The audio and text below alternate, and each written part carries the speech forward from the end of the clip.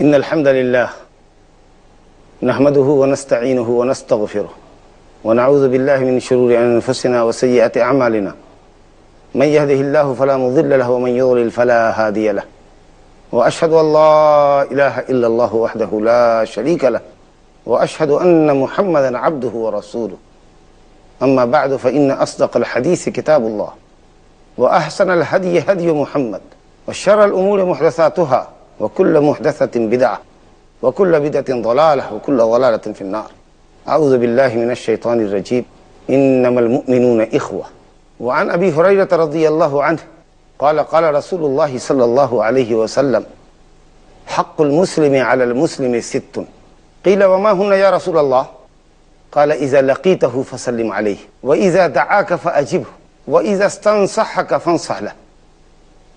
وإذا عطس فحمد الله فشمت وإذا مرض فعوده وإذا مات فاتبعه رواہ الامام مسلم فی صحیح۔ اللہ سبحانہ و تعالی نے اپنی نعمت اسلام عطا کر دنیا کے تمام مسلمانوں کو اسلام کے رشتے اور ایمان کے رشتے کی بنیاد پر بھائی چارے کی لڑی میں پیرو دیا ہے۔ تمام مسلمان چاہے وہ کسی ملک کے ہوں، کسی زبان کے بولنے والے ہوں، کوئی بھی رنگ و نسل ہو ان کی، سب کے سب ایمانی رشتے کی بنیاد پر ایک دوسرے کے بھائی ہیں۔ انما المؤمنون اخوہ، مومنین بھائی ہی ہیں۔ انما کلمہ حصر، مومنین آپس میں ایک دوسرے کے بھائی ہی ہیں، بھائیوں جیسا سلوک ہونا چاہیے۔ اللہ تعالیٰ نے فرمایا والمؤمنون والمؤمنات بعضهم اولیاء بعض، تمام مومنین اور مومنات ایک دوسرے کے دوست ہیں۔ اور اس کے بعد دوستی کے تقاضے بیان فرمائے یأمرون بالمعروف وینہون عن المنکر ویقیمون الصلاۃ ویؤتون الزکاۃ ویطیعون اللہ ورسولہ اولئک سیرحمهم اللہ، ایک دوسرے کو بھلائی کا حکم دیتے ہیں، برائی سے روکتے ہیں، نماز قائم کرتے ہیں، زکوٰۃ دیتے ہیں، اور اللہ اور اس کے رسول کامل پیروی اور کامل اتباع کرتے ہیں۔ بہرحال اسلامی اور ایمانی اخوت کے اس رشتے کی بنیاد پر مسلمانوں کے ایک دوسرے پر حقوق ہیں، باہم دیگر حقوق کی ادائیگی سے یہ اخوت باقی رہے گی، اور ہر ایسا کام، ہر ایسی بات جو اخوت ایمانی کے منافی ہو اور مسلمانوں کی اخوت پر اس سے منفی اثر پڑتا ہو، ایسا ہر قول و عمل اسلام میں حرام اور ناجائز ہے۔ میں نے صحیح مسلم کے حوالے سے مشہور اور جلیل القدر صحابی جنہیں سب سے زیادہ نبی صلی اللہ علیہ وسلم کی احادیث نقل کرنے کا شرف حاصل ہے، یعنی حضرت ابو ہریرہ رضی اللہ عنہ سے مروی ایک روایت ابھی آپ کے سامنے میں نے پڑھی۔ اس حدیث میں نبی کریم صلی اللہ علیہ وسلم نے مسلمانوں کے باہمی حقوق کا ذکر کیا ہے۔ یہاں 6 حقوق بیان کیے گئے ہیں، اور یہ نہایت تاکیدی حقوق ہیں۔ اگر کوئی مسلمان اپنے دوسرے مسلمان بھائی کے تئیں ان 6 حقوق کو بحسن و خوبی انجام دے جاتا ہے، ان 6 حقوق کو ادا کر لیتا ہے، تو انشاءاللہ دوسرے حقوق کی ادائیگی اس کے لیے آسان ہو جائے گی، اور ان حقوق کی بجا آوری کے نتیجے میں وہ اللہ سے اجر عظیم اور خیر کثیر کا مستحق ہوگا۔ پہلا حق جو پیارے نبی صلی اللہ علیہ وسلم نے اس حدیث میں بیان فرمایا اذا لقیتہ فسلم علیہ، جب تمہاری ملاقات کسی مسلمان سے ہو اس کو سلام کرو، فسلم علیہ، کیونکہ سلام سے محبت پیدا ہوتی ہے، اور محبت ایمان کا لازمی تقاضا ہے، اور ایمان دخول جنت کا سبب ہے۔ صحیح مسلم میں نبی صلی اللہ علیہ وسلم کا ایک قول موجود ہے، آپ صلی اللہ علیہ وسلم نے فرمایا والذی نفسی بیدہ لا تدخلوا الجنة حتى تؤمنوا ولا تؤمنوا حتى تحابوا اولا ادلکم علی شیء اذا فعلتموه تحاببتم افشوا السلام بینکم، قسم اس ذات کی جس کے ہاتھ میں میری جان ہے، ید مانے ہاتھ قدرت نہیں، قدرت اللہ کی ایک صفت ہے، ید بھی اس کی ایک صفت ہے۔ اللہ سبحانہ و تعالیٰ کے اسماء و صفات پر ایمان رکھنا چاہیے،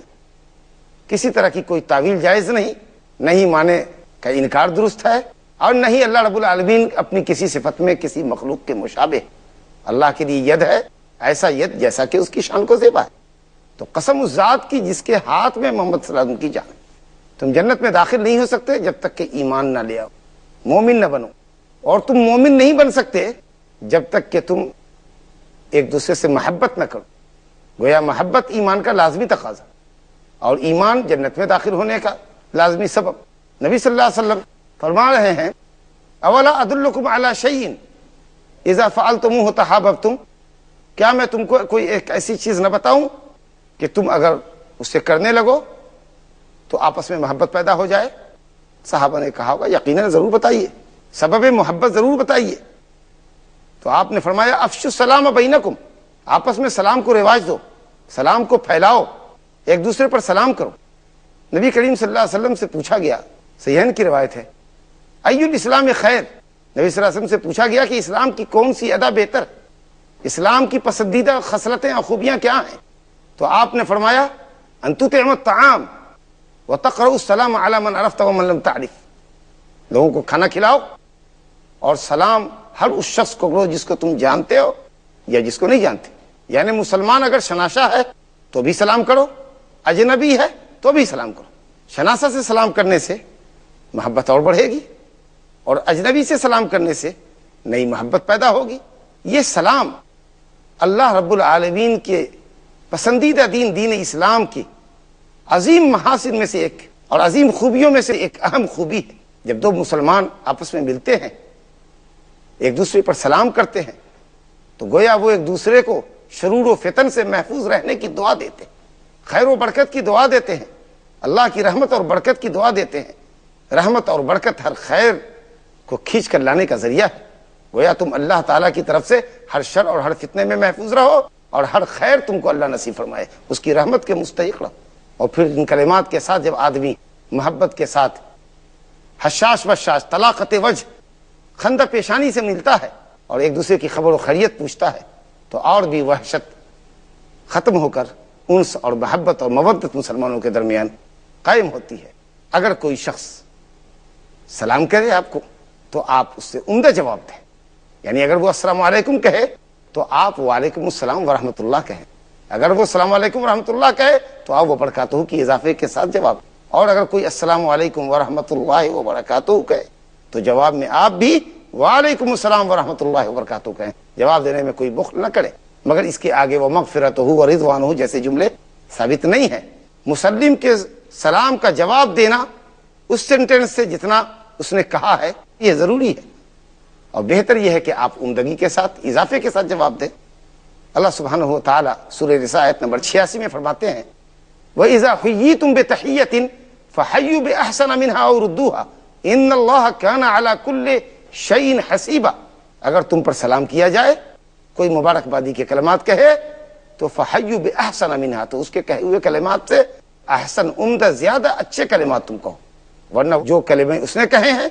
اتنا تو لازماً پلٹاؤ۔ اللہ رب العالمین ہر چیز کا حساب لینے والا ہے، یعنی وہ اس بات کا بھی حساب لے گا کہ سلام کرنے والے کے سلام کا جواب تم نے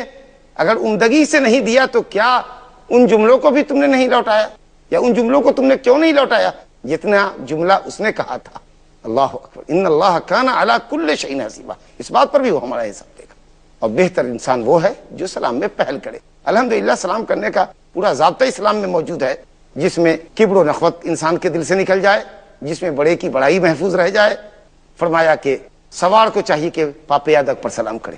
تاکہ سوار کے اندر فخر و غرور نہ ہو۔ اسی طرح کھڑے کو چاہیے کہ بیٹھے ہوئے شخص پر سلام کرے، بچے کو چاہیے کہ بڑے پر سلام کرے، چھوٹی جماعت کو چاہیے کہ بڑی جماعت پر سلام کرے، اور اگر دو آدمی ایک ہی عمر کے، ایک ہی صلاحیت کے، ایک ہی مقام کے اگر آ جا رہے ہوں، آمنے سامنے آ جا رہے ہوں، تو اس میں کم فضل والے کو، کم علم کو چاہیے کہ وہ بڑے فضل والے اور بڑے علم والے پر سلام کریں، علم و فضل کے احترام میں۔ اللہ سبحانہ و تعالی سورہ نساء آیت نمبر 86 میں فرماتے ہیں وَإِذَا حُيِّيتُم بِتَحِيَّةٍ فَحَيُّوا بِأَحْسَنَ مِنْهَا أَوْ رُدُّوهَا إِنَّ اللَّهَ كَانَ عَلَى كُلِّ شَيْءٍ حَسِيبًا، اگر تم پر سلام کیا جائے، کوئی مبارکبادی کے کلمات کہے تو فَحَيُّوا بِأَحْسَنَ مِنْهَا، تو اس کے کہے ہوئے کلمات سے احسن، عمدہ، زیادہ اچھے کلمات تم کہو، ورنہ جو کلمے اس نے کہے ہیں اتنا تو لازماً پلٹاؤ۔ اللہ رب العالمین ہر چیز کا حساب لینے والا ہے، یعنی وہ اس بات کا بھی حساب لے گا کہ سلام کرنے والے کے سلام کا جواب تم نے اگر عمدگی سے نہیں دیا تو کیا ان جملوں کو بھی تم نے نہیں لوٹایا، یا ان جملوں کو تم نے کیوں نہیں لوٹایا جتنا جملہ اس نے کہا تھا۔ اللہ اکبر، ان اللہ کان علی کل شیء حسیبا، اس بات پر بھی وہ ہمارا حساب لے گا۔ اور بہتر انسان وہ ہے جو سلام میں پہل کرے۔ الحمدللہ سلام کرنے کا پورا ضابطہ اسلام میں موجود ہے، جس میں کبر و نخوت انسان کے دل سے نکل جائے، جس میں بڑے کی بڑائی محفوظ رہ جائے۔ فرمایا کہ سوار کو چاہیے کہ پاپیادک پر سلام کرے تاکہ سوار کے اندر فخر و غرور نہ ہو۔ اسی طرح کھڑے کو چاہیے کہ بیٹھے ہوئے شخص پر سلام کرے، بچے کو چاہیے کہ بڑے پر سلام کرے، چھوٹی جماعت کو چاہیے کہ بڑی جماعت پر سلام کرے۔ اور اگر دو آدمی ایک ہی عمر کے، ایک ہی صلاحیت کے، ایک ہی مقام کے اگر آ جا رہے ہوں، آمنے سامنے آ جا رہے ہوں، تو اس میں کم فضل والے کو، کم علم کو چاہیے کہ وہ بڑے فضل والے اور بڑے علم والے پر سلام کریں، علم و فضل کے احترام میں۔ لوگ عام طریقے سے سلام آج کل کرتے ہیں تو زبان سے سلام کا کلمہ شاید بولتے کہ نہیں بولتے، اشاروں میں سلام کرتے۔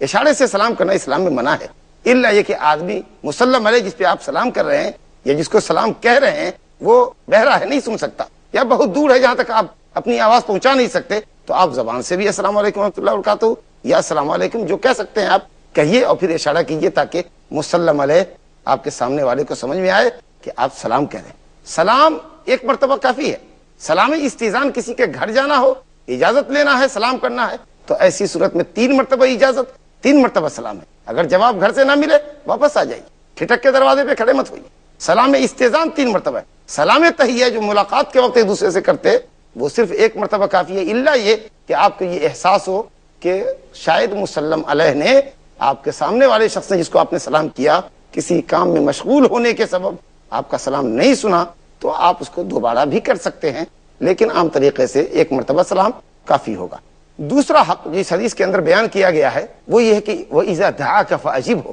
جب کوئی مسلمان تم کو دعوت دے، کھانے کی دعوت دے، اپنے گھر بلائے یا کسی دعوت کے وینو میں بلائے مقام دعوت پر، اب کوئی عذر شرعی مانے نہ ہو تو مسلمان کی دعوت قبول کرو۔ ایک مسلمان نے دعوت دے کر آپ کی تکریم کی تو آپ اس کی دعوت قبول کر کے، دعوت میں شرکت کر کے اس کی دل جوئی کیجیے۔ اور جب ولیمے کی دعوت ہو، شادی بیاہ کے بعد کی جو دعوت ہوتی ہے شکرانے کی، تو دعوت تاکیدی دعوت ہے۔ بعض روایتوں میں ولیمے کی دعوت کے ساتھ نے فرمایا اذا دعا احدکم الی الولیمہ فلیاتیھا، وہ آئے۔ اور ایک روایت میں نبی صلی اللہ علیہ وسلم فرمایا من لم یجب الدعوہ فقد عصی اللہ ورسولہ، مسند احمد کی روایت ہے، صحیح سند ہے، کہ اگر کوئی شخص کسی مسلمان کی دعوت نہیں قبول کرتا تو گویا اس نے اللہ اور اس کے رسول کی نافرمانی کی۔ اس سے بعض علماء نے استدلال کیا ہے کہ دعوت قبول کرنا واجب ہے، الا یہ کہ کوئی شرعی موانع ہو، رکاوٹ ہو۔ مثال کے طور پر جس مقام پر دعوت ہو رہی ہے آپ وہاں گئے، ناچ گانے کی مجلس ہے، میوزک بجائی جا رہی ہے، عورتوں مردوں کا بے باکانہ اختلاط ہے، اس طرح کی خلاف شرع حرکتیں دیکھنے میں آ رہی ہیں، تو آپ نصیحت کیجئے، ازالہ منکر کی کوشش کیجئے۔ اگر لوگ منکر سے باز آ جاتے ہیں تو الحمدللہ شریک ہو کر کھانا تناول کیجئے، ورنہ واپس آ جائیے۔ اور جب آپ دعوت کھا لیں تو پھر دعوت دینے والے کے حق میں دعا کیجئے، جس کا کھانا کھایا ہے آپ اس کے حق میں دعا کیجئے۔ پہلے تو اللہ کی تعریف کیجئے، اس اللہ کی جس نے آپ کو کھلایا پلایا، اور پھر دعوت دینے والے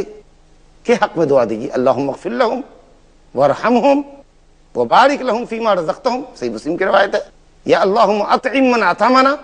واسق من سقانا، یہ بھی مسلم کی روایت ہے، افطر عندکم الصائمون واکل طعامکم الابرار وصلت علیکم الملائکہ۔ یہ دعا میں نے اس مقام پر اس لیے ذکر کی ہے کہ کچھ لوگ یہ سمجھتے ہیں کہ یہ صرف اس شخص کے لیے ہے جو کسی کے گھر جا کر افطار کرے، روزے دار اگر کسی کے یہاں افطار کرے تو یہ دعا دے، افطر عندکم الصائمون کا لفظ آیا اس لیے کہ تمہارے پاس افطار کرنے والوں نے افطار کیا، روزے داروں نے افطار کیا۔ اصل میں یہ دعائیہ کلمہ ہے کہ تم نے آج ہم کو کھلایا، اللہ تعالیٰ کل تم کو اس بات کی توفیق دے کہ تم روزے داروں کو بھی افطار کراؤ اور روزے کا ثواب اس طرح بھی حاصل کر سکو۔ اس سلسلے میں امام البانی رحمۃ اللہ علیہ نے آداب الزفاف کے اندر نفیس علمی بحث حاشیے میں کی ہے۔ بہرحال اگر شرعی موانع نہیں ہو تو دعوت قبول کرنی چاہیے، اور اگر آدمی روزے سے نہیں ہو تو کھائے، اور روزے دار ہو تو کم سے کم دعا کر دے، اور اگر نفلی روزے سے ہو تو شیخ الاسلام ابن تیمیہ رحمہ اللہ نے فرمایا کہ اگر دعوت دینے والے کی خوشی اسی بات میں ہے کہ آپ روزہ توڑ لیں اور کھانا تناول کر لیں تو آپ توڑ دیجئے، پھر آپ کو اختیار ہے، چاہیں تو روزے کی قضا کریں، ورنہ نفل روزے کی قضا شروع کر لینے کے بعد بھی، یعنی روزہ شروع کر لینے کے بعد بھی 2-4 گھنٹہ آپ روزے سے ہو گئے ہیں اور پھر بھی اگر آپ توڑ لیتے ہیں تو انشاءاللہ تعالیٰ آپ کو کوئی گناہ نہیں ہے، اور نفل روزے کی قضا اہل علم کے راجح قول کے مطابق ضروری نہیں ہے۔ تیسرا حکم جو پیارے مصطفیٰ صلی اللہ علیہ وسلم نے اس حدیث میں فرمایا ہے وَإِذَا اسْتَنصَحَكَ فَانصَحْ لَهُ، اگر کوئی شخص کسی معاملے میں آپ پر اعتماد کر کے آپ سے مشورہ چاہتا ہے، خیر کا مشورہ لیتا ہے، خیر خواہی کے لیے آیا ہے تو آپ اس کو مفید مشورہ دیجیے، وہی مشورہ دیجیے، اسی کام کا مشورہ دیجیے جو کام آپ اپنے لیے پسند کرتے ہیں۔ کوئی غش اور کوئی دھوکہ مت کیجیے، کوئی چیٹنگ مت کیجیے۔ نبی فرمایا من غشنا فلیس منا، جو دھوکے باز ہے وہ ہمارا نہیں ہے۔ کس قدر سخت وعید ہے۔ کام اگر نفع کا ہو، منافع اور مصالح بیان کیجیے، اگر اس کام میں جس کی وہ آپ سے رائے لے رہا ہے نقصانات کے پہلو ہیں تو آپ نقصان سے واضح کیجیے، اس کو منع کیجیے کہ یہ کام مت کرو۔ اور اگر مصالح اور مفاسد دونوں ہیں تو آپ منفعت اور مفسدت، نفع اور نقصان دونوں باتوں کو اس کے سامنے رکھیے، موازنہ کر دیجئے، دونوں کے درمیان کمپیریزن کر کے موازنہ کر کے بتائیے کہ کس حد تک کتنا پرسنٹ نفع ہے وہ کتنا پرسنٹ نقصان ہے۔ یہ ایک مسلمان پر، ایک مسلمان کے تئیں واجب ہے، چہ جائے کہ جب وہ آپ سے خیر طلب کرے، خیر خواہی کے لیے آیا ہے، آپ سے مشورہ لے رہا ہے، چاہے معاملات کے سلسلے میں ہو، کاروباری شراکت کے سلسلے میں ہو، بیٹی بیاہنے کے سلسلے میں ہو، کسی خاتون سے شادی کرنے کا معاملہ ہو، اس کا اگر وہ مشورہ آپ سے لیتا ہے بالکل صحیح مشورہ دیجئے۔ اور ایسے موقع پر اگر کچھ بات آپ کہتے بھی ہیں ایسی جو لگتا ہے کہ شاید غیبت ہو جائے گی، مثلا فلاں کے یہاں اپنی بیٹی بیاہنا چاہتا ہوں، کروں کہ نہیں کروں، اور آپ دیکھ رہے ہیں کہ جس شخص سے اپنی بچی کا یہ رشتہ کرنا چاہتا ہے وہ آدمی ٹھیک نہیں ہے، تو آپ منع کیجئے کہ مت کرو، اس آدمی کے اندر یہ ہے، یہ خرابی ہے، یہ غیبت نہیں ہوگی، یہ عین خیر خواہی ہوگی۔ جیسا کہ نبی صلی اللہ علیہ وسلم نے فاطمہ بنت قیس کو کہا تھا کہ ایک تو لٹھمار ہے یا ہمیشہ سفر کرتا ہے، کندھے پر ہمیشہ لاٹھی اور اس کا بیگ جھولا ٹنگا رہتا ہے باہر جانے کے لیے، اور دوسرے کو کہا کہ رجل شحیح، بخیل شخص ہے۔ تو یہ خیر خواہی کا تقاضا ہے، مسلمانوں کو چاہیے کہ اس معاملے میں بھی پوری خیر خواہی برتیں اور کسی طرح سے غش اور خیانت نہ کریں۔ اور چوتھی بات جو نبی صلی اللہ علیہ وسلم نے اس حدیث میں فرمایا کہ وَإِذَا عَطَسَ فَحَمِدَ اللَّهَ فَشَمِّتْهُ، جب ایک آدمی چھینکے اور الحمدللہ کہے تو مسلمان کو چاہیے کہ چھینکنے والے کے الحمدللہ کا جواب دے، یعنی یرحمک اللہ کہے، یرحمک اللہ، اللہ تم پر رحم کرے، تم نے اللہ کی تعریف کی، اللہ تم پر رحم کرے۔ اور پھر چھینکنے والے کو چاہیے کہ اپنے اس مسلمان کے حق میں جس نے اس پر رحمت کی دعا کی ہے دعا دے، یہدیکم اللہ ویصلح بالکم، اللہ تمہاری ہدایت فرمائے اور تمہارے معاملات کو، تمہارے احوال کو درست کر دے۔ چھینکنا ایک بہت بڑی نعمت ہے۔ چھینک جو انسان کو آتی ہے تو ریلیکس محسوس کرتا ہے انسان، ہوا جسم کے اندر، اجزائے بدن کے اندر محبوس ہوتی ہے، آدمی پریشان ہوتا ہے، سر بوجھل ہوتا ہے۔ جب چھینک آتی ہے پوری باڈی میں ایک زلزلہ آتا ہے، انسان راحت کی سانس لیتا ہے، اور اللہ کے فضل و کرم سے کوئی نس کسی نس پہ نہیں چڑھتی، کہیں کی کوئی ہڈی چھٹکتی نہیں، اور اس طریقہ سے آدمی اعلی حال ہی ہوتا ہے، پہلے کسی حالت پہ ہوتا ہے اور عافیت اور راحت محسوس کرتا ہے۔ تو اس کو چاہیے کہ اس نعمت پر اللہ رب العالمین کی شکر گزاری کرے، الحمدللہ کہے، اور سننے والے کو چاہیے کہ یرحم اللہ کہے۔ اگر کوئی شخص چھینکے، اس کو چھینک آئے اور وہ الحمدللہ نہ کہے تو یقیناً وہ اپنے مسلمان بھائی کی جانب سے یرحمک اللہ کی دعا کا مستحق نہیں ہوتا، اور اس طریقے سے وہ اپنی حرمان نصیبی پر خود کو ملامت کرے، کیونکہ اس نے دو نعمتیں ایک ساتھ فوت کی۔ الحمدللہ کہتا تو ثواب پاتا، اللہ کی شکر گزاری ہوتی، اس سے بھی محروم رہا،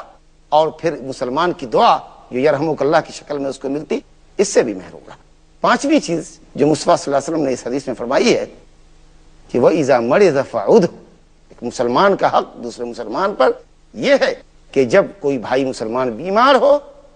تو اس کی عیادت کو جائے، بیمار پرسی کو جائے، اور خاص کہ جب مریض قرابت مند ہو، رشتہ دار ہو، تو اور بھی یہ حق زیادہ موقع ہوتا ہے، بڑا ثواب ہے اس کا۔ ایک شخص جب زیارت کرتا ہے کسی مسلمان کی، کسی بیمار کی بیمار پرسی کے لیے جاتا ہے، تو حدیث قدسی ہے، اللہ تعالیٰ فرماتا ہے زورتا طبتا وطاب ممشاک وتبوأت منزلک فی الجنہ، تو پاکیزہ ہے، تیرا چلنا پاکیزہ ہوا اور تو نے اپنا ٹھکانہ جنت میں بنایا۔ ایک شخص صبح جاتا ہے کسی کی عیادت کے لیے، شام تک اللہ کے فرشتے رحمت و برکت کی دعا اور مغفرت کی دعا اس کے حق میں کرتے ہیں۔ شام میں کسی کی عیادت کو جاتا ہے، صبح تک گویا کہ وہ فرشتوں کی دعا کا مستحق ہوتا ہے، اللہ رب العالمین کی رحمت کے اندر ہوتا ہے۔ تو مریضوں کی عیادت کرنی چاہیے، اور مسلمان کا یہ حق مسلمان پر ہے، اور اس کی عیادت خاص طریقے سے کرنی چاہیے۔ پڑوس میں اور بھی دوسرے لوگ ہوں تو آپ ان کی عیادت کو بھی جا سکتے ہیں، دوسرے لوگوں کی بھی آپ عیادت کر سکتے ہیں، منع نہیں ہے، اسلام کا اخلاق ہے، آپ غیر مسلموں کی بھی عیادت کر سکتے ہیں، اور کرنی چاہیے، ڈھارس بتانا چاہیے۔ جب آپ مریضوں کے پاس جائیں تو دعا دیں اور اس کے غم کو ہلکا کریں، عافیت کی، صحت کی بشارت دیں، ماشاء اللہ آپ اچھے ہو رہے ہیں، آپ کے چہرے پر صحت کے آثار نمایاں ہیں، اس طرح کے کلمات کے یہی فعال ہے۔ الفعال الکلمۃ الحسنہ، وہ فعال نہیں جو لوگ جا کر پیشہ وروں کے یہاں کھلواتے ہیں اور قسمت کا حال معلوم کرواتے ہیں۔ قسمت کا حال تو صرف اللہ کو معلوم۔ فعال سے مراد الکلمۃ الطیبہ، اچھی بات کہنا سامنے والا جس سے خوش ہو جائے۔ کوئی سفر کر رہا ہے کہیے جاؤ سلامتی کے ساتھ واپس آؤ۔ کوئی ڈسا ہوا انسان ہے، سانپ کا ڈسا ہوا ہے، آپ اس کو کہیے سلیم، صحت یاب ہو جاؤ گے، محفوظ رہو گے، خوش ہو جائے گا۔ کوئی بیمار ہے، زندگی کے آثار مٹ چکے ہیں، لیکن آپ کہیے کہ ماشاءاللہ زندگی کے آثار، صحت کے آثار چہرے پر نمایاں ہیں، مریض کا دل بہل جائے گا۔ تو اس طرح کے کلمات کہنے چاہیے،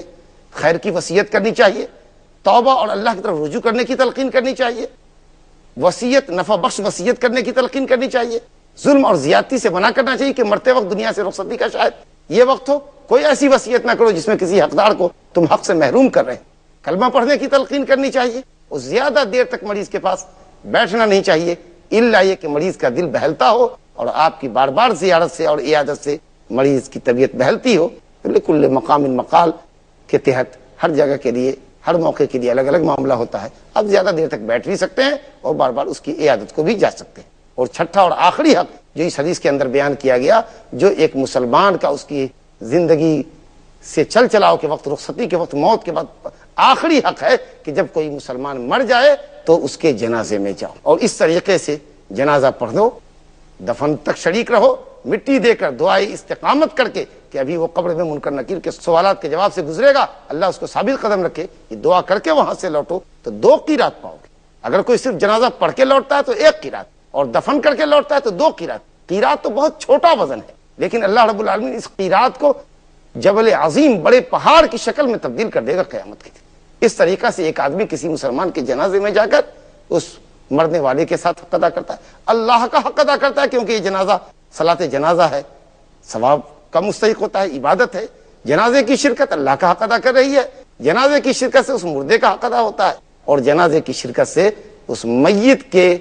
زندہ رشتہ داروں کا بھی حق ادا ہوتا ہے۔ اللہ رب العالمین سے دعا ہے کہ وہ اس حدیث کے اندر، اس جامع حدیث کے اندر جو حقوق المسلم، 6 حقوق مسلم پر مشتمل ہے، ان حقوق کے ساتھ دیگر حدیثوں کے اندر جو مسلمانوں کے حقوق بیان کیے گئے ہیں، اللہ تعالی